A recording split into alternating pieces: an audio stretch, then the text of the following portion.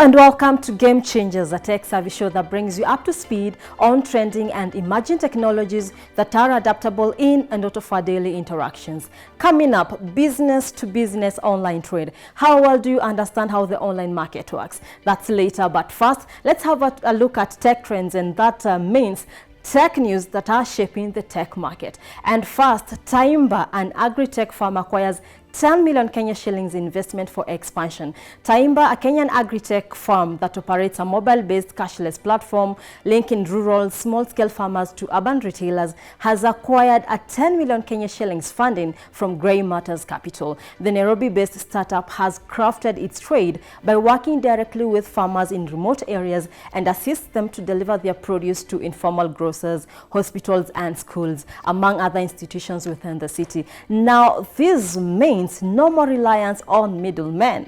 And moving on to another story that is shaping the tech market, KenGen's All-Carrier 5 Unit 1 goes live.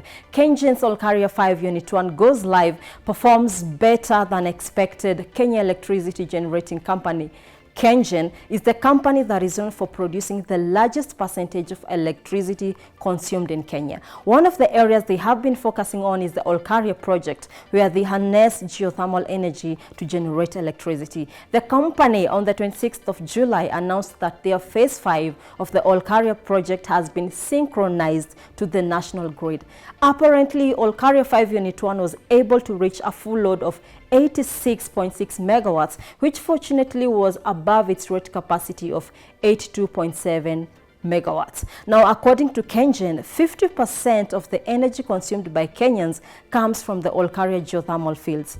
It estimates that its current installed capacity accounts over 33% of its total capacity, which means they still have a long way to fully utilize it. And now, going international, Trump is at it again. Trade wars. Trump's trade ban holds Google and Huawei's Huawei branded smart speaker.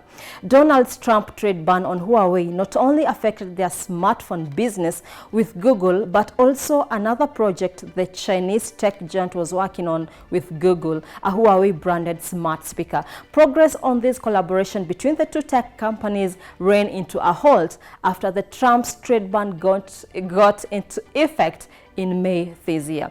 Now, the Chinese tech giant was going to launch the Huawei branded at this year's IFA trade show, which is a major consumer electronics trade show that will be happening in Berlin this coming September. Now, the smart speaker was going to be powered by Google Assistant and be sold in countries outside China, including the USA. At a G20 summit, Trump announced that US companies will be allowed to work with Huawei again within a month, but Huawei is still uncertain if its future phones will still run Android, although talks are still going on behind closed doors. Hopefully, if things go back to normal after these talks, progress on the smart speaker gets back on track, and that the speaker launches later this year. Fingers crossed. Well, we take a short break, and that's it for the tech trends, but coming up, we get to talk to Mr. Boniface Munyoki, the General Manager of Go Africa Limited, an online business company, and we're going to be learning more and understand better how to go about the online markets.